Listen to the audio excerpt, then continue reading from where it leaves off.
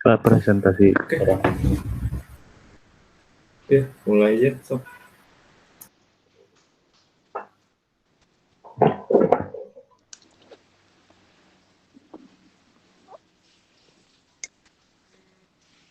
Yang pertama Pak, dari masalah perencanaan mechanical electrical pada sebuah bangunan merupakan sebuah hal yang membutuhkan akurasi.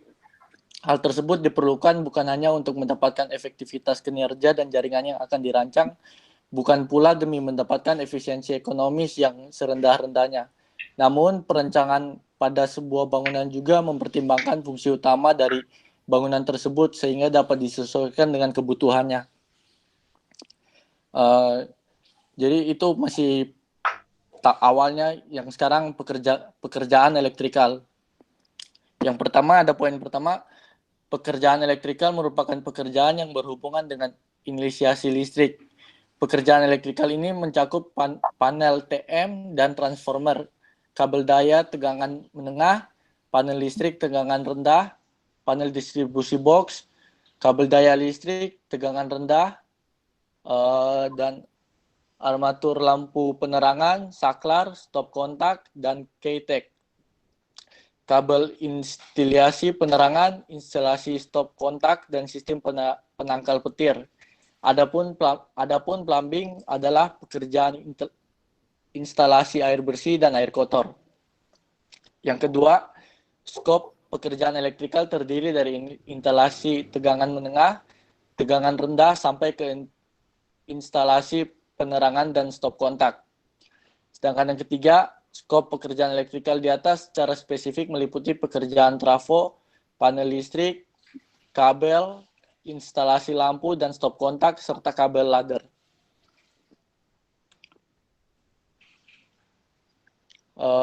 Lanjut, pekerjaan elektrikal merupakan pekerjaan yang berhubungan dengan instalasi listrik. Yang pertama ada fire alarm. Fire alarm merupakan sebuah alat penanda bahaya yang mendeteksi api atau asap yang tidak diinginkan sistematis. Sistematis tersebut memonitor perubahan lingkungan yang berkaitan dengan pertanda kebakaran. Setelah memastikan bahaya, detektor akan mengeluarkan sinyal berupa suara bising dan lampu yang menyala terang. Yang ketiga, proses kerjanya berpusat pada panel fire alarm system. Kontrol panel ini bertugas menerima informasi dari detektor, kemudian diproses sesuai program yang diatur. Ketika terindikasi ada potensi bahaya, alarm akan segera diaktifkan secara otomatis. Yang kedua, ada pekerjaan elektrika, tata suara. Tata suara adalah suatu kesatuan bunyi-bunyian beserta suaranya yang dipergunakan untuk kebutuhan teater. Yang kedua, satuan bunyi-bunyian yang dimaksud merupakan satu kesatuan dari sarana bunyi yang disusun atau dibuat oleh manusia dan berasal dari sumber bunyi di luar manusia. Ketiga, dalam hal ini, maka menyangkut masalah jenis bunyi-bunyian yang dipersiapkan untuk kebutuhan lakon dan perlengkapan sound system yang berfungsi sebagai sarana penguat atau memperjelas bunyi-bunyian tersebut. Yang ketiga ada telepon dan data. Sistem telepon berfungsi sebagai alat komunikasi antar instansi dalam gedung. Sistem ini menggunakan PABX yang berfungsi sebagai sentral komunikasi telepon di dalam gedung yang terhubung dengan Telkom. Kedua, sistem kabel data atau disebut juga local area network atau LAN merupakan jaringan komputer yang menghubungkan komputer PC dari workstation untuk memakai bersama sumber daya. Contohnya rescue, misalnya printer, internet, dan lain-lain, dan saling bertukar informasi. Yang keempat ada MATV. Kebutuhan pengelolaan televisi dalam suatu bangunan menjadi kebutuhan, terutama di perkantoran, apartemen, bandara, dan lain-lain. Sistem ini dinamakan dengan sistem Master Antena TV atau MATV. Sistem MATV terdiri dari beberapa perangkat penerima, mixer, dan penguat sinyal. Peralatan dari sistem MATV meliputi peralatan utama, peralatan pendukung, unit spur atau distributor dan perkabelan. Peralatan sentral disebut MATV meliputi unit antena penerima, contoh antena parabola, antena Hagi, mixer preamplifier, TVRO, dan channel receiver. Peralatan pendukung meliputi penyediaan video kaset, video amplifier, dan power supply. Yang kelima ada CCTV dan sebagiannya. Sistem CCTV merupakan bagian dari upaya untuk mempermudah pekerjaan security system yang terintegrasi untuk memberikan kemudahan dalam proses pengontrolan dan pemantauan lebih akurat dan otomatis. Security system biasanya meliputi pekerja untuk mengawasi keluar masuk orang ke gedung, mengawasi keluar masuk kendaraan, dan mengawasi lokasi parkir kendaraan dan mengamati ruangan-ruangan yang dianggap penting. Lanjut dengan saya, pekerjaan mekanikal adalah pekerjaan yang berhubungan dengan alat mesin besar seperti lift dan eskalator untuk gedung besar, AC, serta pemasangan pompa air dan instalasi penunjang lainnya. Sistem plumbing adalah bagian yang tidak dapat dipisahkan dari bangunan gedung. Oleh karena itu, perencanaan sistem plumbing haruslah dilakukan bersamaan dan sesuai dengan tahapan-tahapan perencanaan gedung itu sendiri, dalam rangka penyediaan air bersih, baik dari kualitas dan kuantitas, serta kontinuitas maupun penyaluran air bekas pakai atau air kotor dari peralatan saniter ke tempat yang ditentukan agar tidak mencemari bagian-bagian lain dalam gedung atau lingkungan sekitarnya. Sistem mekanikal. Yang pertama, sistem plumbing, yaitu suatu pekerjaan meliputi sistem pembuangan limbah air ruangan atau air kotor dan air bekas, sistem venting, air hujan, dan sistem penyediaan air bersih. Yang kedua, sistem firefighting, sistem pemadam kebakaran yang disediakan di gedung sebagai preventif atau pencegah terjadinya kebakaran. Yang ketiga, sistem tata udara, AC atau air conditioning. Secara umum, sistem tata udara berfungsi mempertahankan kondisi udara ruangan, baik suhu maupun kelembaban, agar udara terasa lebih nyaman. Yang keempat, sistem transportasi vertikal atau lift. Suatu sistem peralatan yang digunakan untuk memindahkan orang atau barang dari lantai bawah ke lantai atas atau sebaliknya. Sistem plumbing adalah yang pertama dari sistem plumbing itu sistem instalasi air kotor.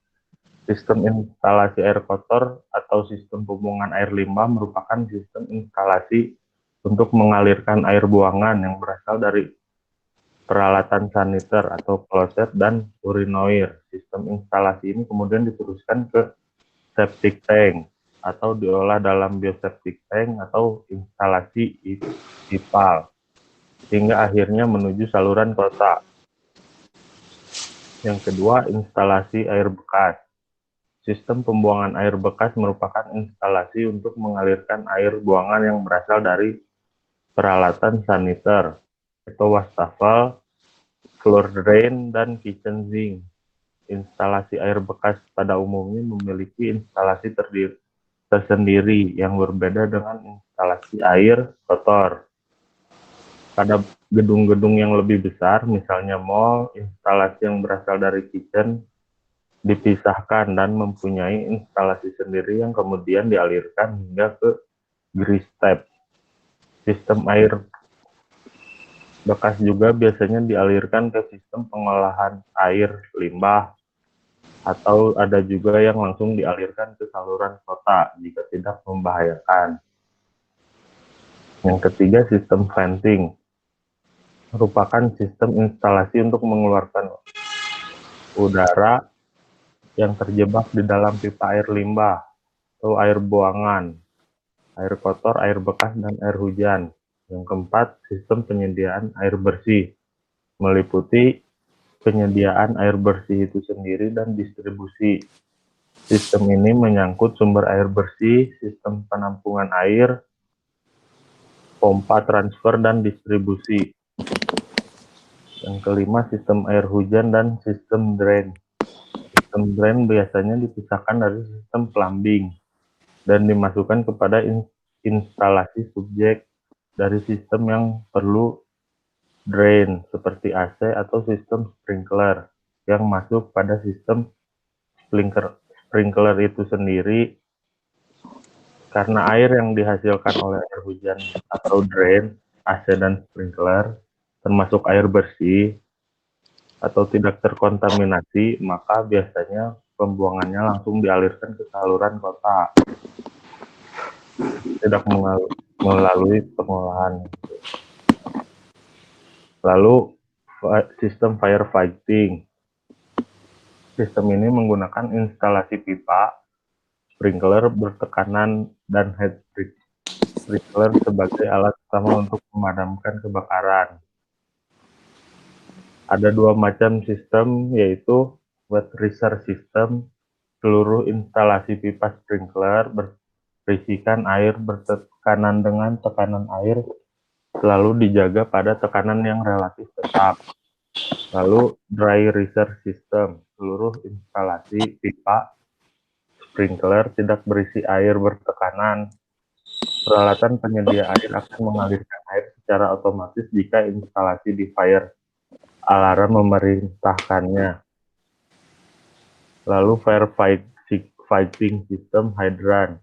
Sistem ini menggunakan instalasi hydrant sebagai alat utama pemadam kebakaran yang terdiri dari box hydrant dan aksesoris, pilar hydrant, dan siemens system. Ada dua macam, yaitu wet reservoir system atau seluruh instalasi pipa hydrant berisikan air bertekanan yang selalu dijaga pada tekanan yang relatif tetap, dan dry reservoir system. Seluruh instalasi pipa hydrant tidak berisikan air bertekanan.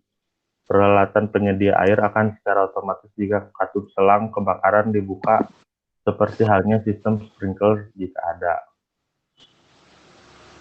Lalu firefighting fire extinguisher, atau lebih dikenal dengan nama APAR, alat pemadam api ringan, merupakan alat pemadam api yang pemakaiannya dilakukan secara manual dan langsung diarahkan pada posisi di mana api berada.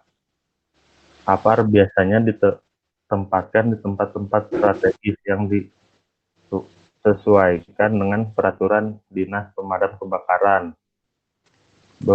Ada pula beberapa jenis APAR yang digunakan, yaitu APAR tipe A, tipe pupus dry chemical powder 3,5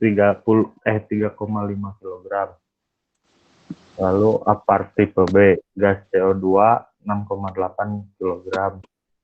APAR tipe C, gas CO2 10 kg. APAR tipe D, multipurpose dry chemical powder 25 kg. Lalu firefighting sistem gas. Sistem fire gas biasanya digunakan untuk ruangan tertentu seperti ruangan genset, ruangan panel, dan ruangan elektronik. Sistem yang digunakan biasanya sistem fire gas terpusat, di mana tabung-tabung gas ditempatkan secara terpusat dan pendistribusiannya ke dalam ruangan dilewatkan melalui motorized valve, aktuator atau aktuator, instalasi pemipaan, dan nozzle. Cara kerja sistem ini berdasarkan perintah dari sistem fire alarm. Lalu selanjutnya sistem tata udara atau AC. Jenis sistem dalam proses pendinginan udara, sistem pendingin udara dibagi menjadi dua jenis, yaitu menggunakan sistem direct cooling atau sistem langsung dan sistem tidak langsung. Direct cooling dalam sistem ini Udara didinginkan langsung oleh refrigeran dengan menggunakan mesin paket seperti window unit atau tanpa ducting. Indirect cooling system atau sistem tidak langsung. Dalam sistem ini dipakai media air es dengan temperatur sekitar 5 derajat Celcius. Model ini banyak dipakai dalam bangunan tinggi, di samping menghemat tempat juga biaya operasional lebih efisien. Lalu sistem transportasi vertikal. Metode pelaksanaan pemasangan lift. Yang pertama, melakukan persiapan lapangan, baik teknis maupun administrasi pekerjaan. Setelah request for job disepakati oleh direksi, dilanjutkan dengan pekerjaan mobilisasi bahan, alat, dan personil. Yang ketiga, berkoordinasi dengan pihak direksi untuk melakukan pengosongan area basement untuk digunakan sebagai lokasi penempatan material lift. Yang keempat, melakukan pengukuran dan marking pada area pekerjaan serta pemasangan out. Yang kelima, pemasangan ruang luncur dari konstruksi baja untuk pemasangan hoisting way lift sesuai dengan gambar kerja. Yang keenam, template di sini adalah suatu bentuk yang dibuat untuk acuan menentukan beberapa titik tali lining. Yang ketujuh, menarik tali lining dilaksanakan setelah template terpasang. Kita tinggal menarik tali lining dari titik load di template atau sampai ke bawah pit ground. Yang kedelapan, pemasangan rel kabin dan rel counterweight. Pemasangan rel kabin dan rel counterweight berdasarkan load. Ini skip aja deh. Oh gini, ya. Udah, Pak. Terima kasih atas presentasinya. Ada mungkin beberapa pertanyaan.